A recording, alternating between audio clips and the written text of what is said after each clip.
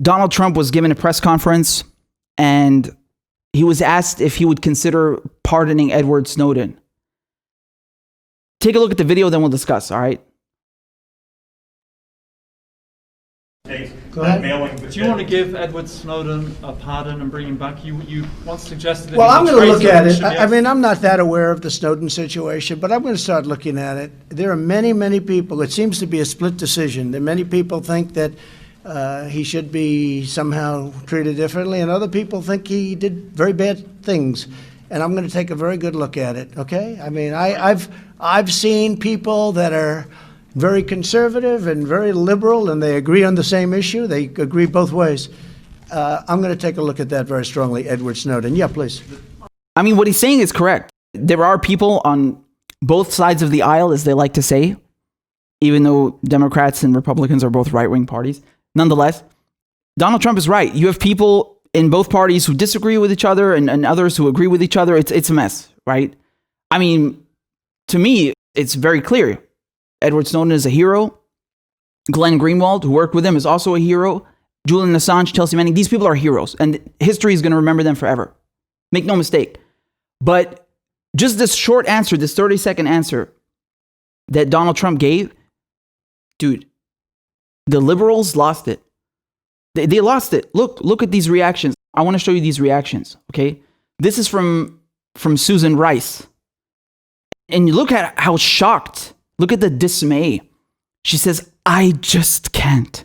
Congratulations, GOP. This is who you are now. I mean, the way she speaks, she talks as if, Donald Trump is thinking about pardoning the devil or something. I mean, it's just ridiculous. Susan Rice? I mean, I had to give her a walloping. A woman responsible for the Rwandan genocide and arming terrorists in Syria is now giving lessons on moral character. Edward Snowden is a hero, something a warmonger like Susan Rice wouldn't know anything about. And underneath, I pointed out, keep in mind, this is her writing, okay? Her reaction to Obama not immediately bombing Syria behind the UN's back was, you're shitting me, right? Even in her attempt to rewrite history and absolve herself of US-made disasters, she can't hide her bloodlust.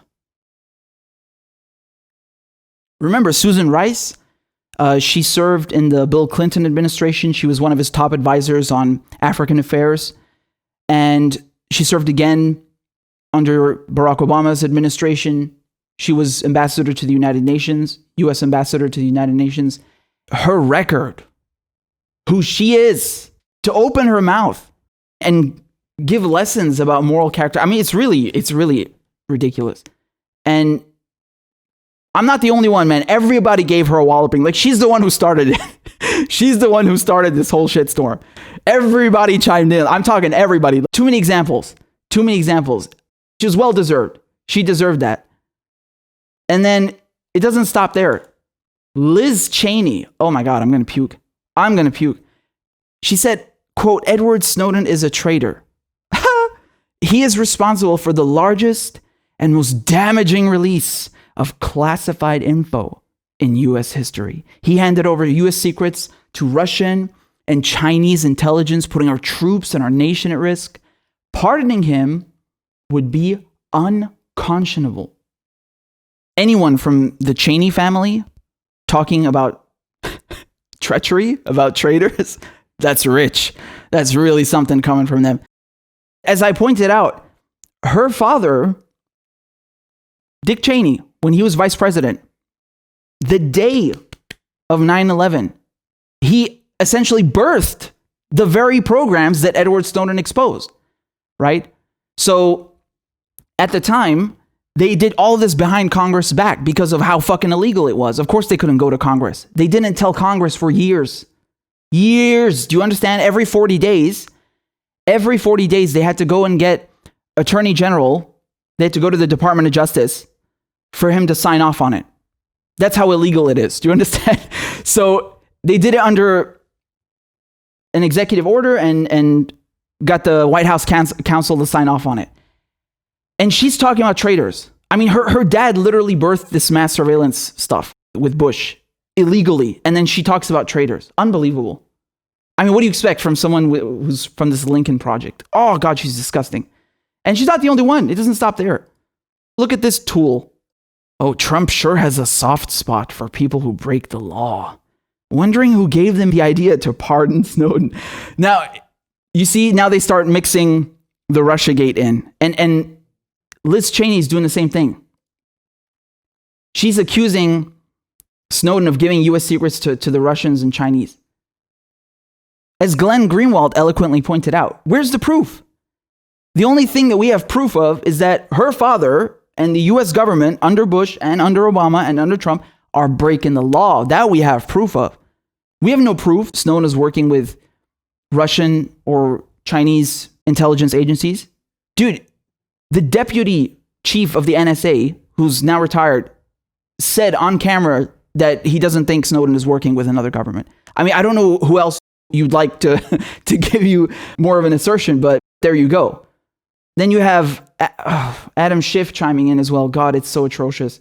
So, as Glenn says, Adam Schiff is as much of unhinged conspiracy theorist as any random person on YouTube, but because he has a rep before his name and a D after, he's serious. They have thought about nothing other than Trump for 4 years and have no idea how he functions. Take a look at this. Are you ready? And now he's done this complete about face, really inexplicably. Where is this coming from? And, you know, I have to say it makes you wonder, because we know so little of what the president discusses when he talks to Putin. And Snowden is, of course, finding his safe refuge in Putin's Russia right now. There are a lot of other things the president has said that have been inexplicable over time. So where is he getting this sudden, fascinating, newfound interest in a pardon for Edward Snowden? I can tell you this, one common denominator of Trump pardons: he doesn't pardon anyone unless he thinks it's in his personal self-interest. So there's probably more to the story. Yeah, he's full of it. And then this nut job over here, Bill Kristol, saying, just noting that Trump seems a lot more concerned for Edward Snowden, whom Putin is harboring, than American troops whom Putin is targeting. Oh, wow, he's engaged in poetry now. I mean, these people are nut jobs. They know exactly that Edward Snowden isn't working for anyone. He exposed them because you need to understand something. Although these programs started out only with the knowledge of a select few individuals, Cheney, Bush, David Addington, Cheney's lawyer, people at the Department of Justice, most people in the government didn't know yet. After a while, though, everybody started to catch on. Analysts in the NSA found out. People on the oversight committees found out. And so it started growing, and they did nothing. They legalized all of this. That's what's so harrowing. Adam Schiff is just as responsible as Nancy Pelosi, as all of these ghouls who've been in government now for 30 eons. They all legalized what is illegal, what is unconstitutional. That should frighten you.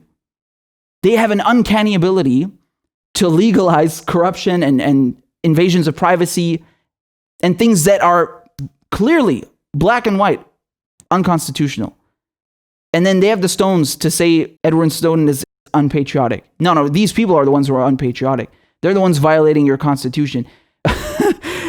Dude, what Glenn did is beautiful. He wiped the floor with Liz Cheney. I mean, he wiped the floor with her. He sliced and diced her in a million pieces, dude. This was amazing.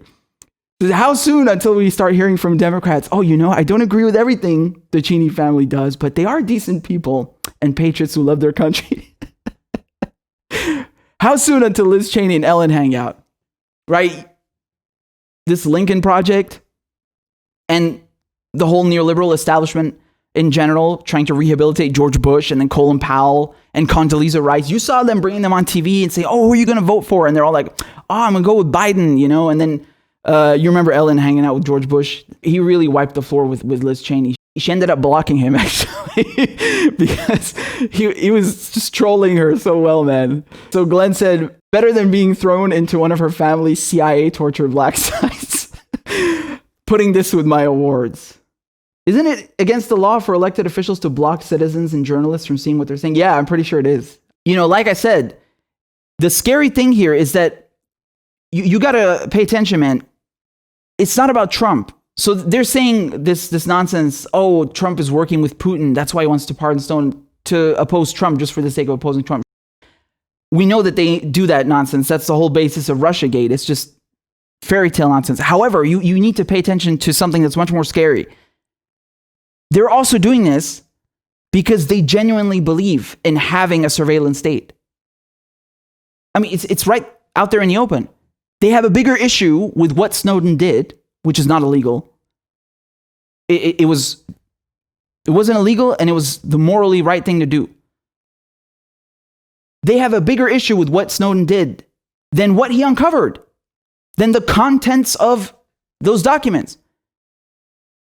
They don't care about the mass surveillance. They don't care that your constitutional rights were being violated. They don't care that people's privacy worldwide was being violated. They don't care that Angela Merkel's phone was being bugged.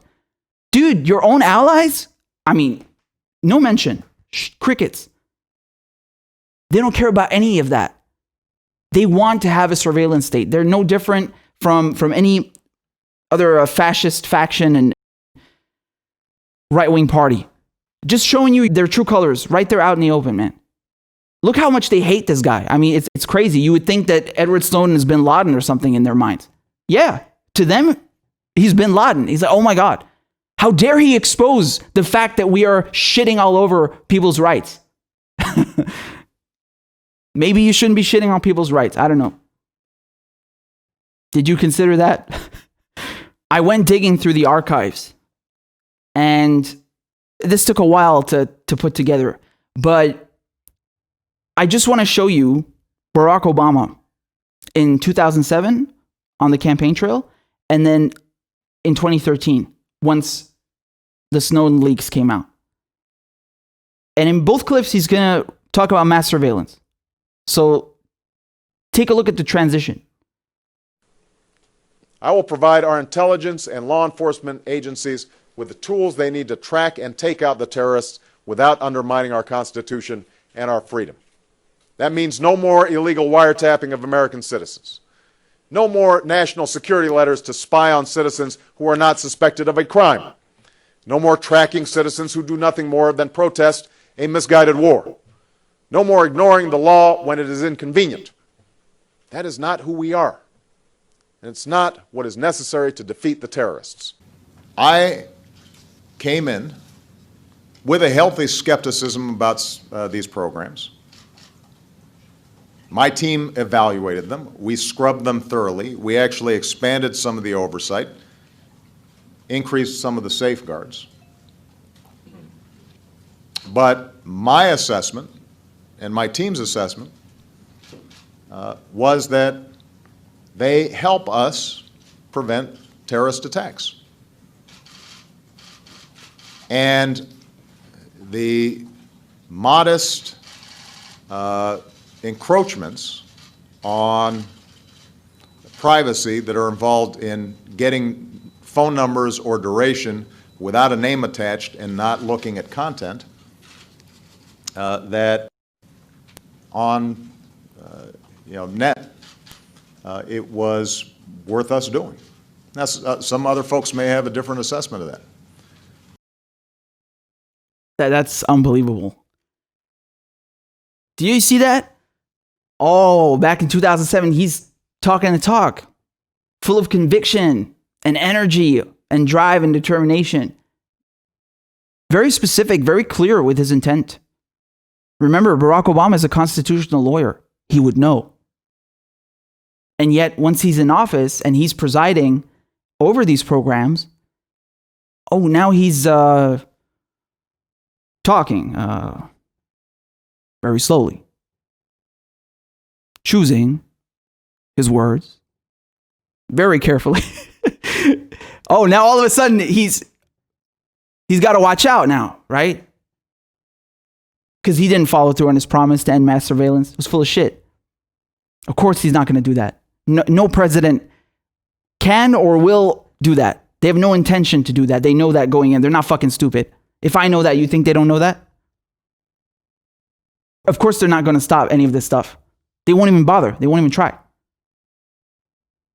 And look at the language. Mild encroachments. No. We saw those fucking documents. We saw everything. Prism, X ski score. That was beyond some mild encroachments, you motherfucker. What do you think, we're stupid? And then he's like, oh, well, you know, some folks might disagree with that assessment. No, I didn't ask you if you like the color of my pants. Motherfucker, we're talking about a mass surveillance program that has worldwide reach. You're collecting trillions of telephone calls and emails every single day.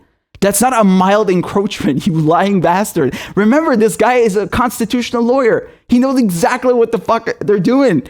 He knows better than anyone. Get out of here, yo. Oh yeah, man, they'll rehabilitate themselves. And you know, if you expose the crimes being committed in the name of imperialism, you're the bad guy now.